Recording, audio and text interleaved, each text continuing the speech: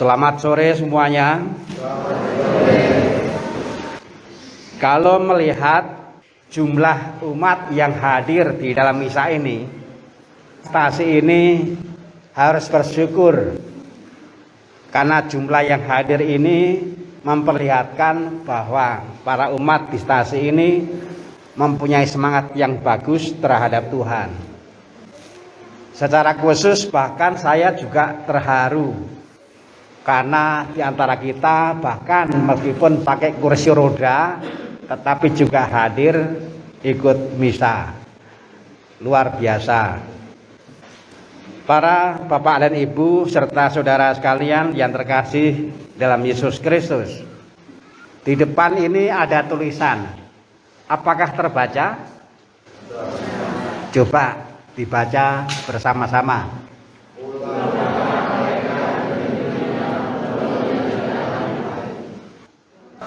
Coba matanya merem mengucapkan ini.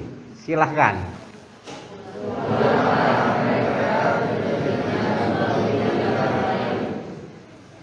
Kalimat ini dari Sabda Tuhan.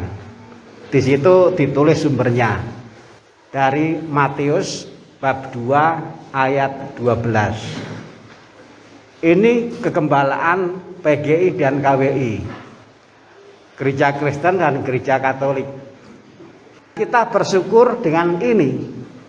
Dengan kalimat pulanglah mereka ke negerinya melalui jalan yang lain.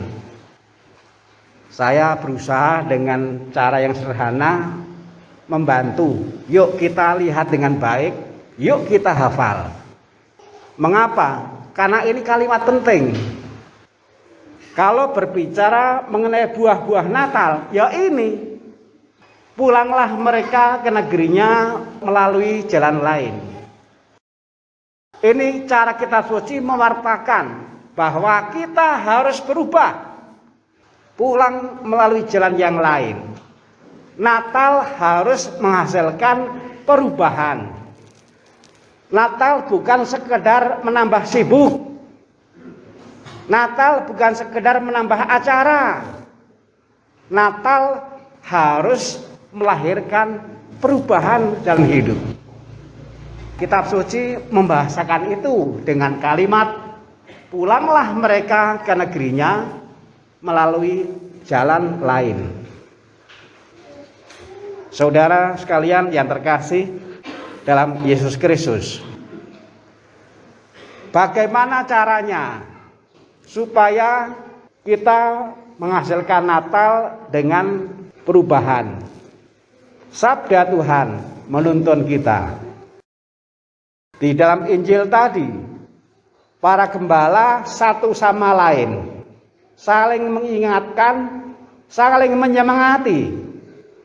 Mereka berkata, marilah sekarang kita pergi ke Bethlehem untuk melihat apa yang terjadi di sana.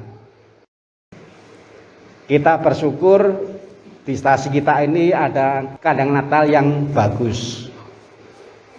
Ini kalau saya nilainya 99,99. Karena memang sangat bagus. Kita bersyukur ternyata di stasi kita ini juga ada seniman yang hebat. Memang tidak pernah diwartakan oleh wartawan, gak apa-apa. Tetapi itu tidak mengurangi hebatnya seniman stasi kita. Tadi malam di Sukamulya saya berpesan, jangan malu-malu kalau ada yang mau foto di sini. Jangan malu-malu, fotolah kandang Natal ini. Tetapi bukan hanya kandang Natal yang difoto. Yang difoto selain kandang Natal juga buah Natal yang harus lahir dari kita. Pulanglah mereka ke negerinya melalui jalan lain. Karena ini hanya akan dimungkinkan kalau orang mau datang ke sini. Kalau orang mau datang ke tempat di mana Yesus dilahirkan. Ini kisah yang dialami oleh 3 raja. Mereka berangkat ke Tuhan Yesus. Gara-gara ke Tuhan Yesus, maka pulangnya melalui jalan yang lain. Yang artinya perjumpaan dengan Tuhan Yesus melahirkan perubahan. Maka memang menjadi penting bagaimana satu sama lain saling mengingatkan. Bagaimana satu sama lain saling mengajak, ayo ke Tuhan. Sekarang, jangan nanti kalau sudah mati, jangan. Jangan nanti setelah mendekati kematian, jangan. Sekarang. Datang kepada Tuhan, jangan nanti-nanti. Jangan ditunda-tunda. Yang ada di sana adalah Sang Juru Selamat. Yesus itu Sang Juru Selamat. Tetapi Yesus yang adalah Sang Juru Selamat itu lahirnya bukan di istana.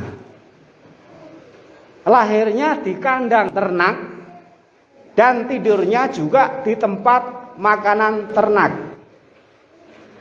Sang Juru Selamat itu ternyata menjelmanya di tempat yang hina, tidurnya juga di wadah yang hina. Di sini saya lihat banyak orang tua yang pernah melahirkan anak.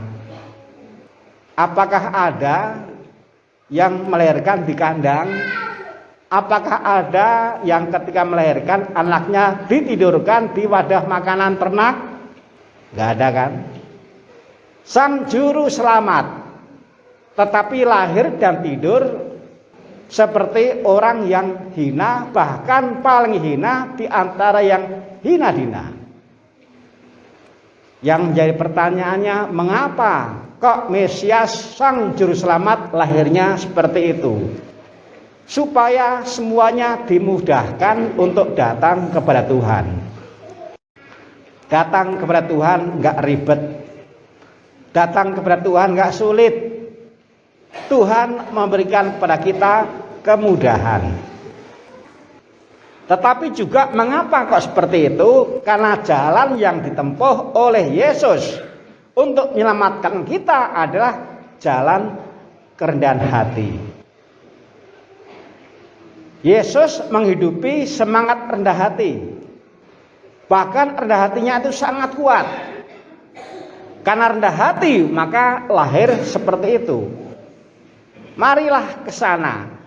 Marilah kita lihat apa yang terjadi di sana. Sosok yang menghidupi sikap rendah hati. Saudara sekalian terkasih dalam Yesus Kristus. Jadi kalau dikaitkan antara ini dan ini. Pulanglah mereka ke negerinya melalui jalan lain. Perubahan dalam hidup karena dituntun oleh Tuhan. Hanya dimungkinkan kalau orang punya sikap yang rendah hati terhadap apa yang terjadi di Bethlehem. Perubahan dalam hidup hanya akan terjadi kalau orang punya sikap rendah hati terhadap Yesus. Orang yang berjumpa dengan Yesus hanyalah orang yang rendah hati. Yang mustahil bagi manusia tidak mustahil bagi Tuhan. Perubahan mustahil kalau tanpa Tuhan. Perubahan terjadi kalau kita rendah hati terhadap Tuhan. Tuhan memberkati. Selamat Natal dan Tahun Baru.